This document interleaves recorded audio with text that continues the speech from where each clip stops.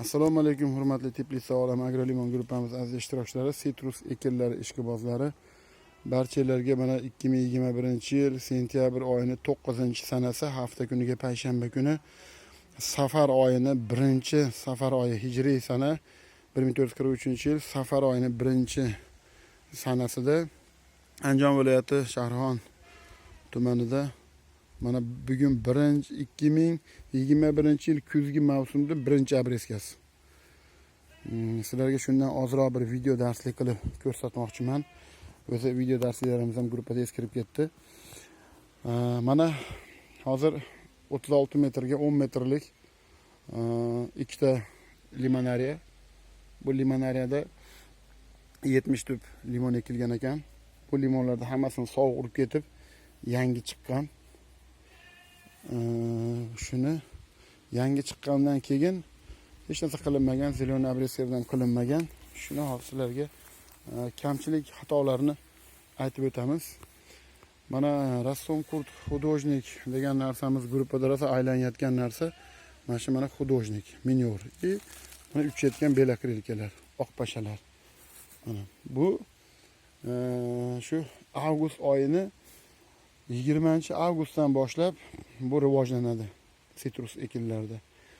Bularda tushirmaslikni bitta chora tadbiri har kuni ertalab kech payt bargidan suv sepib turish kerak. Bu birinchi inson qo'li bilan qiladigan. Ikkinchisi kimyoviy vositalar bilan ishlov berishni yo'li 10 litr suvga tarkibida abamektin bo'lgan preparatlardan 10 litrga 10 gram qo'shib ertalab quyosh yangi chiqayotgan vaqtida sepish.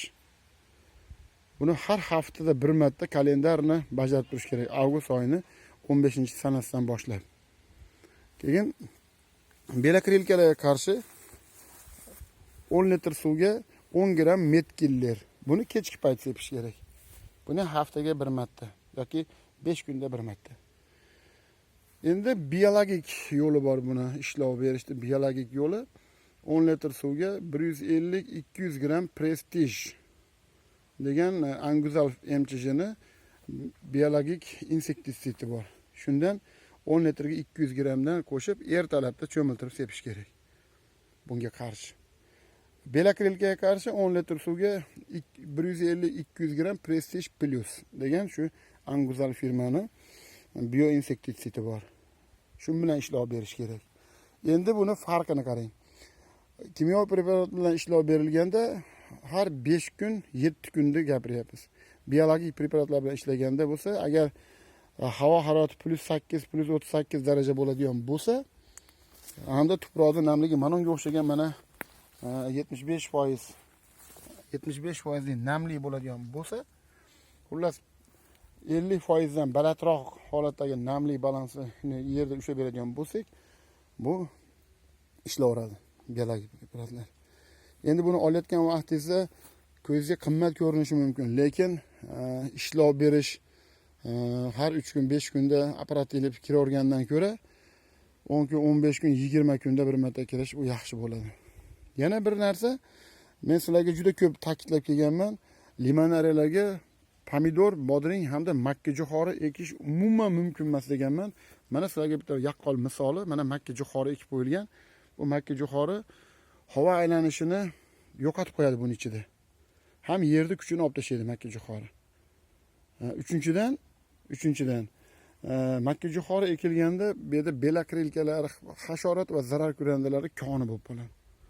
Ko'rdinglar? Bu yerda yana bir narsani sizlarga aytib o'tib ketamiz. Mana loviya ekilgan ekan. Loviya ham xuddi shunday narsa. Buni ekilgandan keyin mana ichiga pomidor, bodringlar, pomidorlar ekilib olgan ekan mana. Mana loviyani ko'ringlar mana. Bu loviyada ham hasharot va zarar ko'randalari koni bo'ladi. O'zi unaqa bo'lishiga qaramasdan, dukkali ekin bo'lishiga qaramasdan, bu shunaqa bo'ladi. Shuning uchun pomidor, makka jo'xori, bodring hamda shu ipga olinadigan shunaqa loviya, mosh, shunga o'xshagan narsalarni buning ichiga zinhor ekib bo'lmaydi. Past bo'ladigan narsalarni eksa bo'laveradi, xudo xolasa. Endi buni yana bitta kamchiligini aytib qo'yamiz, bu yerni ustiga qilingan. Yerni ustiga qilingan bu qish kunlarida mana 4 yil, 5 yil havo harorati qishda mo'tadil bo'lib kelganligi uchun sovuq urmayotgandi.